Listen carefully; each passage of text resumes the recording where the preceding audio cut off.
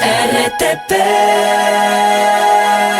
Vamos ahora a hablar sobre la producción del campo Sacha, que es como ustedes saben, un importante campo petrolero que está ubicado en la Amazonía del Ecuador, y justamente sobre la producción y la realidad de este sitio que les mencionaba. Ramiro Osvaldo Páez, él es director general de Petróleo Ecuador y nos acompaña en este momento. Lo pueden seguir en LinkedIn y también en sus demás redes sociales. ¿Cuál es la verdad, Ramiro, sobre el campo Sacha? Bueno, el campo Sacha es un campo muy importante que tiene 5.000 millones de barriles en su reservorio y esperamos producir un poco más. Durante más de 20 años sería el plan. Se trata de incrementar el factor de recobro porque hasta ahora se han producido 1.000 millones, 1.100 millones de barriles y todavía queda una buena cantidad de recursos en el subsuelo. Es un campo muy importante que produce 76.000 barriles al día y tiene posibilidades de seguir creciendo. Ingeniero, buenos días. María Fernanda Perrone le saluda. La duda va sobre las críticas, lo que viene del otro lado. Dice, están entregando la joya de la corona, están entregando, encima no pagan lo que es y no vamos a tener utilidad ni ningún beneficio adicional. ¿Nos puede contar cómo sería esta negociación y si realmente termina siendo beneficioso para el Ecuador? No, claro que sí, con mucho gusto. Efectivamente, creo que la falta de conocimiento o la falta de información, porque todavía no es un proceso que ha concluido, es un proceso que está en negociación con el Estado. No se tiene posiblemente todas las cifras disponibles desde el lado de aquellas personas que están ya cuestionando un proyecto que todavía no se ha adjudicado. El Estado va a recibir muchos beneficios por esta delegación a través de un contrato de participación a un consorcio conformado por la empresa china Sinopec a través de su filial aquí en Ecuador, Amodaimi. Este consorcio está conformado por Amodaimi y por Petrolia. Nosotros somos de Petrolia, una filial de New Status Energy, que es una empresa de Canadá. Entonces, la propuesta básicamente tiene tiene algunas partes. La primera es una prima de entrada que se pagaría, que no es un préstamo, no cobra intereses, el consorcio no solicita ninguna garantía soberana. Estos 1.500 millones está establecido como prima de entrada, así como indica el reglamento a la ley de hidrocarburos. Además, se van a realizar inversiones por 1.716 millones de dólares para ponerle a punto a la joya de la corona, porque la joya no ha venido actualizándose, está con tecnología obsoleta, son los mismos tanques, recipientes, separadores de la época del consorcio CP Texaco, hace más de 50 años. Los costos operativos son altos, son 3.500 millones que se propone gastar en operación para dejarle también a punto hacer todos los trabajos de mantenimiento que se requieren en estos campos, en estas plataformas, y al final inclusive se tiene un presupuesto de 153 millones para revertir en buenas condiciones operacionales, una vez terminado el contrato, este campo Sacha al Estado. Lógicamente que se le quiere hacer proyectos de recuperación mejorada, es decir, inyección de agua, hacer conversión de pozos, perforar pozos exploratorios para buscar reservas adicionales, 2 pozos profundos. Es decir, hay una serie de actividades que ya están acordadas con el ministerio. Ingeniero, hay mucho más. Sí, antes de ir a eso mucho más, porque también quisiera que nos contara luego qué puede perder Ecuador. Pensaba yo en el Yasuní y Teté, obviamente son distintos, porque es una inversión estatal, pero ¿qué pasa si el día de mañana se lanza consulta sobre Sacha? Si es que a pesar de ya estar dada, ya estar entregada, ya hay una posibilidad de reversión. Pregunto esto, ingeniero, porque una de las preocupaciones mayores que se tiene cuando se hace Ecuador es que todo puede cambiar de una consulta a otra. Así es. Bueno, esperemos que no ocurra, ¿no? Porque se supone que tiene que haber estabilidad jurídica. Nosotros estamos pensando en que hay que invertir en el país, pero siempre que no se cambien las reglas en la mitad del camino, que ya ha pasado en varias ocasiones. Nosotros mismos hemos sido operadores del bloque 16 y 67 y hemos pasado de un contrato de recuperación de costos a un contrato de participación y después se cambió nuevamente a un contrato de prestación de servicios con tarifa.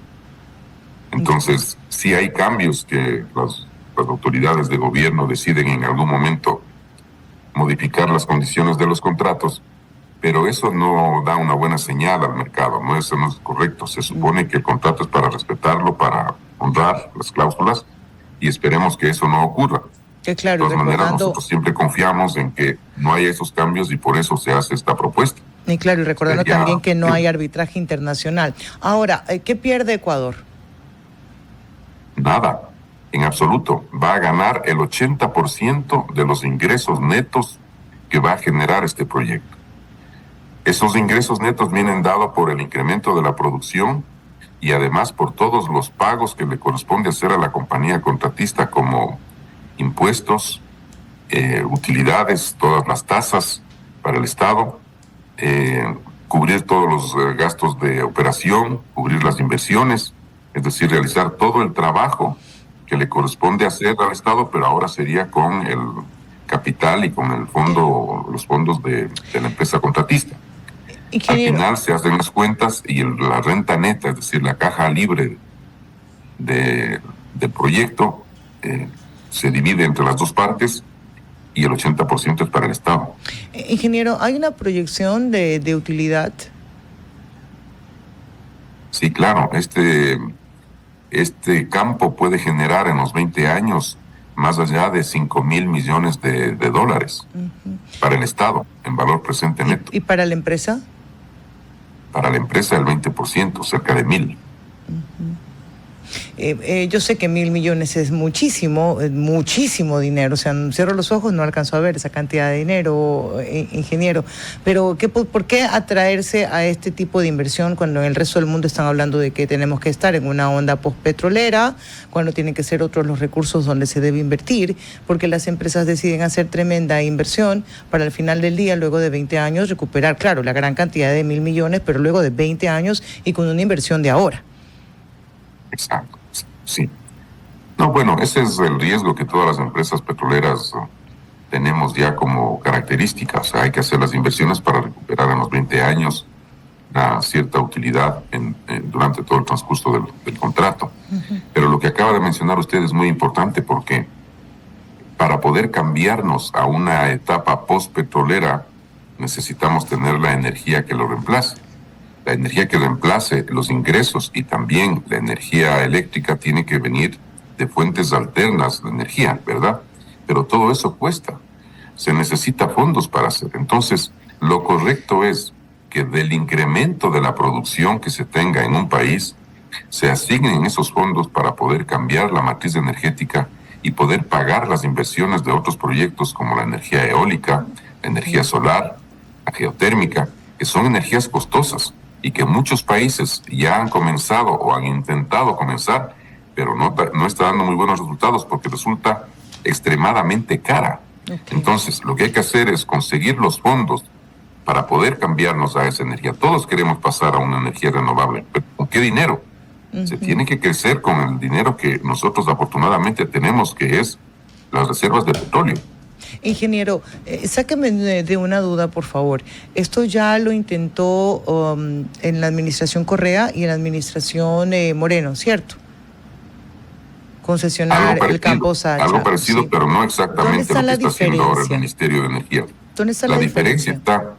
¿Perdone? ¿Dónde está la diferencia? Perdón. Ya, sí. La diferencia está en que los contratos de prestación de servicios con financiamiento que se hicieron para algunos campos en Petroecuador tienen un préstamo de entrada, un valor que le llamaron el intangible, luego tiene también intereses, tiene la característica que la empresa de servicios no es la operadora, no es responsable de la operación.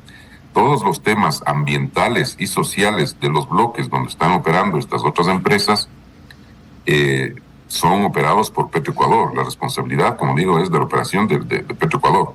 En el caso que es un contrato de participación donde el Ministerio de Energía, no es un contrato con Petroecuador, es con el Ministerio de Energía. El Ministerio de Energía delega a un consorcio prácticamente todas las responsabilidades sociales, ambientales, económicas, tiene que correr de cuenta de la contratista, el consorcio. Entonces es bastante diferente porque en el uno es un servicio que se le da a Petroecuador y en el otro es una delegación completa. Ahora, usted al inicio, ingeniero, decía que esto todavía no está cerrado. ¿De qué depende que se cierre? Bueno, la propuesta tiene que analizarse de manera exhaustiva. La propuesta que se presentó, una propuesta en noviembre, tiene que pasar por una revisión de parte del Ministerio de Energía. Se entra a un proceso de negociación, así lo especifica la ley y el reglamento.